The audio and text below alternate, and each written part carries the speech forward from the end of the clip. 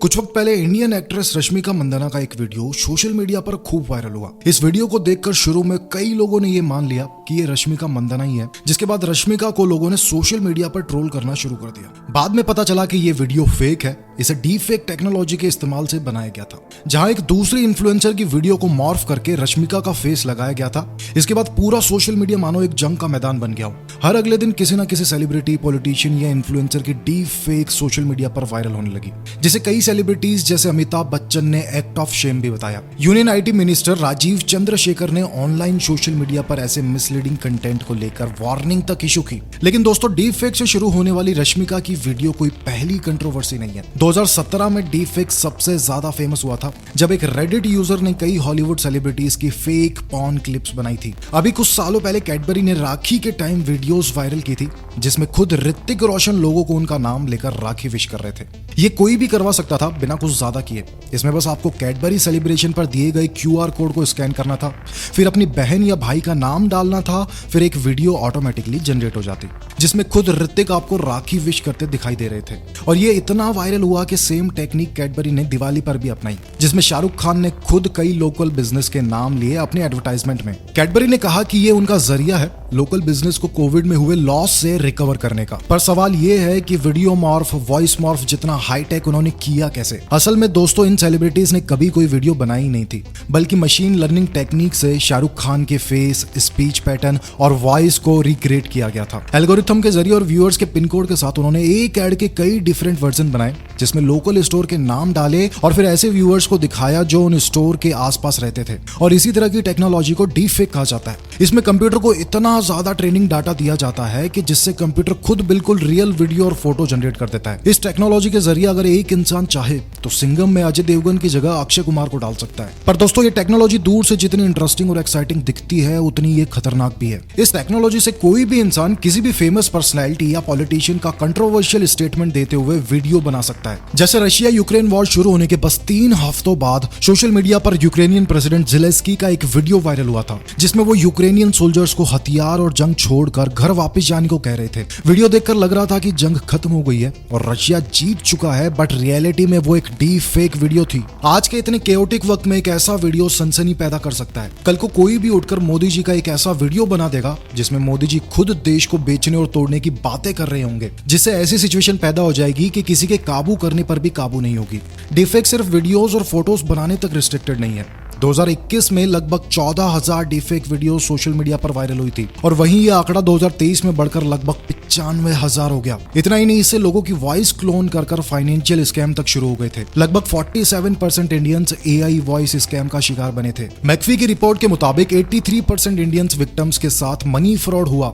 Main 3 जगहों पर सबसे ज्यादा इन डीफेक का इस्तेमाल हो रहा है। पहला पॉलिटिक्स, दूसरा पोर्नोग्राफी और तीसरा फाइनेंशियल स्कैम्स। पॉलिटिक्स की बात करें तो ये टेक्नोलॉजी 2018 में सबसे ज्यादा फेमस हुई थी, जब एक कॉमेडियन ने बराक ओबामा का डीफेक रिलीज किया था, ये बताने के लिए कि ये कितना डेंजरस है। इसके बाद कई पॉलिटिशियंस की डीफेक वायरल हुई, जैसे कि नरेंद्र मोदी, मनोज तिवारी और ज़ेलेंस्की। इस टेक्नोलॉजी से कोई भी इंसान पॉलिटिकल पर्सन, मिलिट्री पर्सन के डीफेक बनाकर सर्कुलेट कर सकता है, जिससे कि नेशनल सिक्योरिटी तक कॉम्प्रोमाइज हो सकती है और जंग छिड़ सकती है।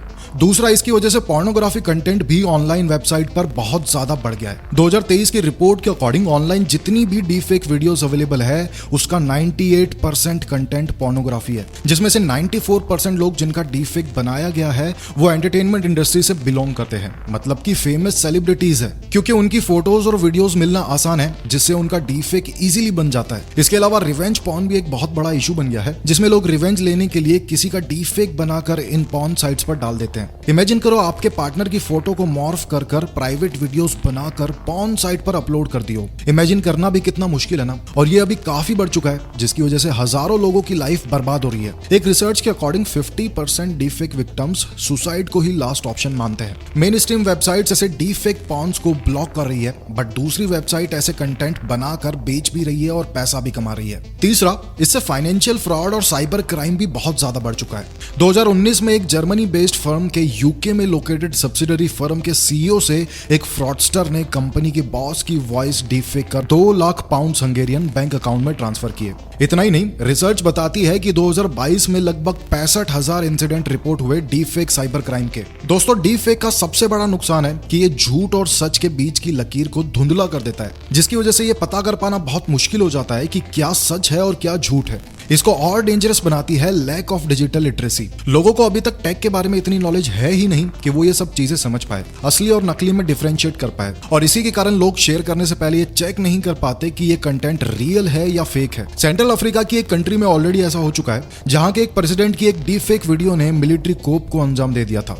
ऐसे में भारत जहां रिलीजन के शब्द पर दंगे हो जाते हैं, वहां अगर ऐसा कुछ धर्म के नाम पर बनाकर सर्कुलेट किया जाए तो वॉर पक्का है। और जैसे जैसे ये टेक एडवांस होगी, इससे बनने वाली वीडियोस और रियलिस्टिक लगेगी। 2018 में यूएस बेस्ड रिसर्चर्स ने बताया कि नॉर्मली डीपफेक फेसेस ब्लिंक नहीं करते, लेकिन रिसर्च के कुछ वक्त बाद ही ब्लिंक करने वाले डीपफेक फेसेस देखने को मिले। वैसे लो क्वालिटी डीपफेक इजीली पता लगाया जा सकता है, जैसे unnatural face colour, static hair और अजीब लाइटनिंग इफेक्ट से, लेकिन हाई टेक डीपफेक्स को पहचानना मुश्किल है। इसीलिए गवर्नमेंट और ऑर्गेनाइजेशन की रेस्पॉन्सिबिलिटी है कि इसके स्प्रेड को रोके। गवर्नमेंट ने कई रूल्स एंड रेगुलेशंस बनाए हैं इस बढ़ते डीपफेक सुनामी को रोकने के लिए।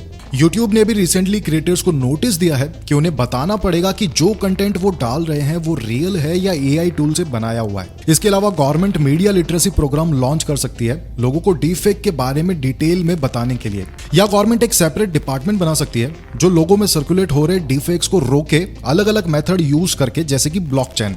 दोस्तों, सिर्फ कुछ स्टेप से गवर्नमेंट इस फ्यूचरिस्टिक टेक के नेगेटिव इंपैक्ट को कम कर सकती है और इसे बेटरमेंट ऑफ फ्यूचर के लिए बढ़ावा दे सकती है। दोस्तों, अगर आपको ये वीडियो अच्छी लगी हो और मैंने जितनी भी इंफॉर्मेशन दी है, अगर आपको वो सारी इंफॉर्मेशन जेन्युइन लगी हो, तो इस वीडियो को मैक्सिमम लोगों तक शेयर कर देना। और अगर अभी तक आपने चैनल सब्सक्राइब नहीं किया है तो चैनल को सब्सक्राइब कर ले। चलिए मिलते हैं नेक्स्ट वीडियो में, तब तक के लिए ध्यान रखिए आप। धन्यवाद।